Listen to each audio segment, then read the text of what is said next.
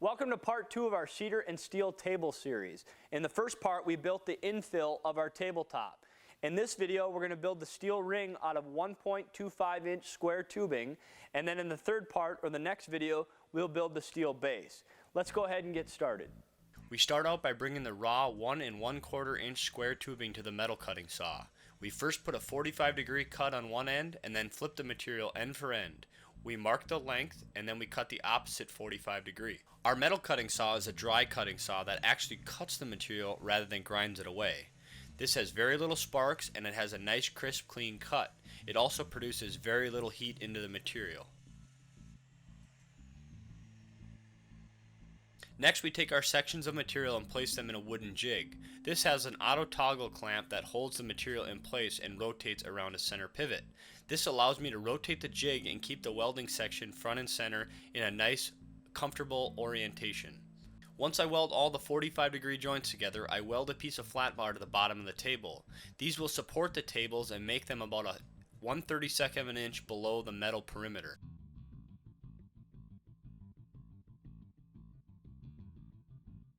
As I finish the tabletop, I send it to my buddy Matt, who is doing all the grinding. He's grinding all the welds nice and smooth.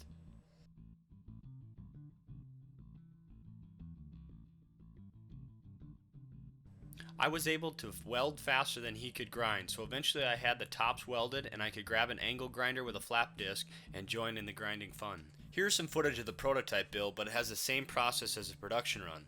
We clean the metal with some acetone or brake cleaner to get all the mill grease off of it. Then we apply the Jack's blackening agent with a chip brush. It reacts with the metal and turns it a deep dark black. The manufacturer says to wash it off, so this caused the metal to rust a bit. We will hit it with some steel wool and achieve a nice rustic black with a tint of rust underneath the lacquer seal coat. We will go into this in a little bit more detail in the base video. We really liked how the steel frame of the tabletop itself came out. It adds a really nice rustic modern contrast to the beautiful kind of golden cedar on top. I'm a woodworker, I'm not a welder, but I will say the top came out really nice. Now granted, I did use the grinder, so all my welds are grinded out, so they all look nice and neat. The blackening agent we used for the steel was very simple to use. You wipe it on, you wash it off, and then we sprayed a seal coat on the steel. So everything was pretty straightforward with this and is in the realm of anybody out there that has the desire to build something pretty dang cool. Let us know below if you have any questions, comments, or concerns. We'll be happy to provide some feedback.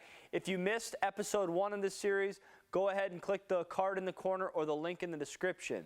In the next video, we'll build the steel base for the tabletops, get it all nice and leveled out, and then we'll go ahead in the local bar and restaurant and get them installed and show you the final product.